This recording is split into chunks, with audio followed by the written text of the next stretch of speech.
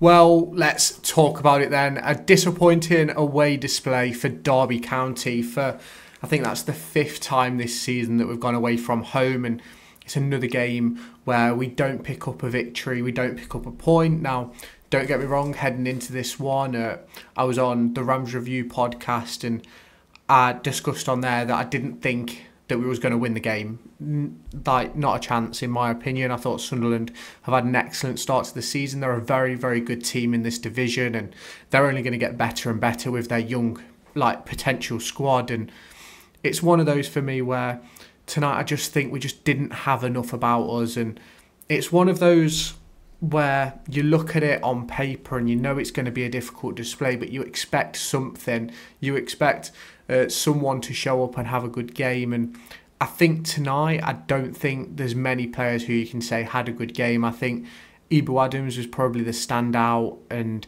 we're going to talk all about it in this video. If you have not done so already, make sure you hit that subscribe button down below and turn on the notification bell to stay tuned for all of my latest Derby County and EFL League One and Championship content. But I do just have to say that I don't necessarily think Paul Warne made a bad decision with the changes that he made to start the game. Obviously, Harness came in, Chiwa came in, Kane Wilson came in, and so did Nat Phillips, who went to a 3-4-3. I think the only problem we really had was when we're playing a team like Sunderland, who they do like to give up possession of the ball. I mentioned that over on TikTok in the brief review. I think they're ranked 22nd in the league for average possession, which I think speaks volumes about the way they play football. But I think us as Derby County, I just don't think we had the right players in the right positions to be effective in this game. I don't think we had enough pace in that forward line, and I think when you're looking to hit a team on the counter-attack, I think that's what the intention was tonight against Sunderland. You need a bit of pace and power. Now, don't get me wrong, I think Jackson and Mendes-Lang needed a break because I don't think that they were great versus Norwich at the weekend. I think Mendes-Lang created 3 or 4 chances, but ultimately I don't think it was his best performance of the season, and sometimes players do just need a game out. Now, going through the game, I don't think it was entirely that bad. I think it was disappointing from an attacking standpoint, although I think we was more effective in an attacking standpoint than we were versus Sheffield United. But for me, a lot of what we did tonight in possession was lacklustre, to say the least. I think it was a very disappointing turn of events for Derby County today, because the first goal comes from a loose touch from Tawanda Chiwa. Now, I don't necessarily think Chiwa had a good game. I don't think Harness really had a good game either, and I think you could have made calls to substitute both of them at half time. Now, obviously Paul Warne stuck with it, but the first goal comes from a Tawanda Chiwa loose touch. Jobe Bellingham gets on the end of it, hits a really nice strike from I think about 25 yards out.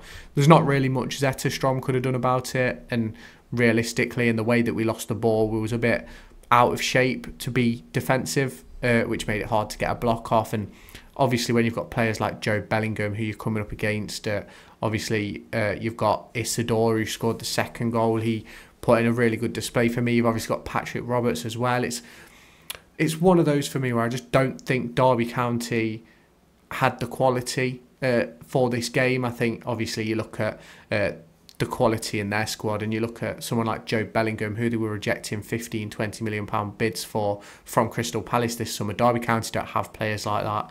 Derby County just aren't on that level or on that standard right now, and we will get there eventually. We will, in maybe 3-4 years, but it's going to be a long journey, and there's games like this versus Sunderland where we're not going to pick up those points, especially when you look at where they're sitting in the division. I think they've gone top of the table after results tonight, and I think you could see why they're top of the table. I think they're very effective. I think the squad depth they've got, even with their younger players who have got real talent, I think they were really good as well. And it's really hard talking about this game because obviously I didn't expect us to win it.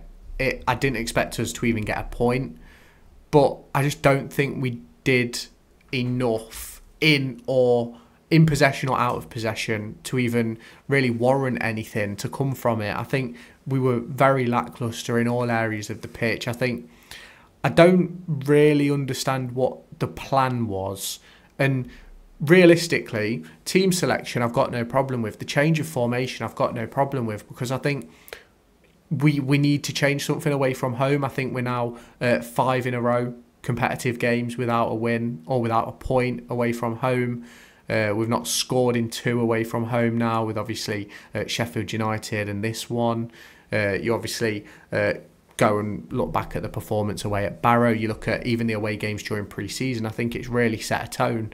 I think we're something like 8 without a draw away from home if you include pre-season. And you go back to the season where we was in administration, we suffered 8 straight losses on the road, and it's difficult. Yes, we would have been a mid-table side without the points deductions, but it's difficult to stay in the division if you can't pick up points away from home, and that's something we've got to do now. Obviously, we face QPR this upcoming weekend at home at Pride Park. There'll obviously be a match day vlog for that one, but I think that now becomes a must-win, because otherwise we're heading in off the back of 1 point out of 12. And the start to the season was really good. Obviously, I think heading into the first international break, I think we had, was it 9 points? I could be wrong. Was it 6? 6 or 9 points out of however many games we'd played, but now we're sitting on 9 out of, 24 points, I think we're at now. We're on 7, 8 games.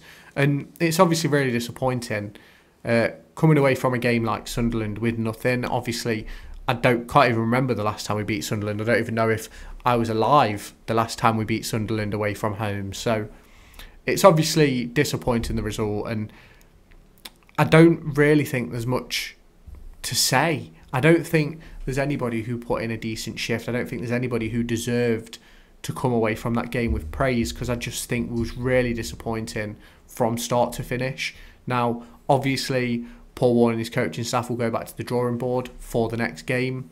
I think there will be a bunch of changes heading into the weekend. I think Caden Jackson will come back in. I think we'll probably see Blackett Taylor come in.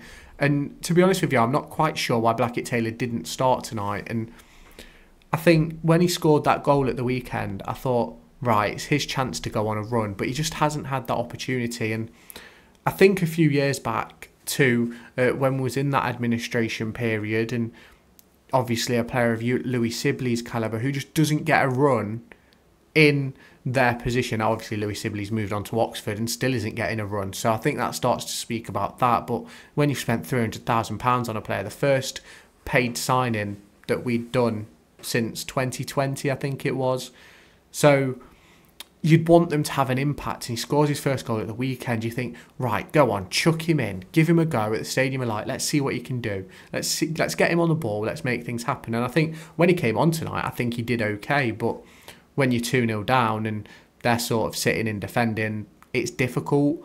It's one of them for me where we come away with nothing, but hopefully we build into the next one and come away with a little bit more. Obviously, let me know your thoughts down in the comments. Let me know what you're thinking heading into the game at the weekend. It's going to be a difficult one, QPR at Pride Park. Let me know down below, and I'll catch you in my next video. Find me on TikTok, pictured here, and Twitter, pictured here. These are the places where I'll keep you all up to date with all my upcoming videos and my thoughts and feelings around the Formula 1 and football weekend.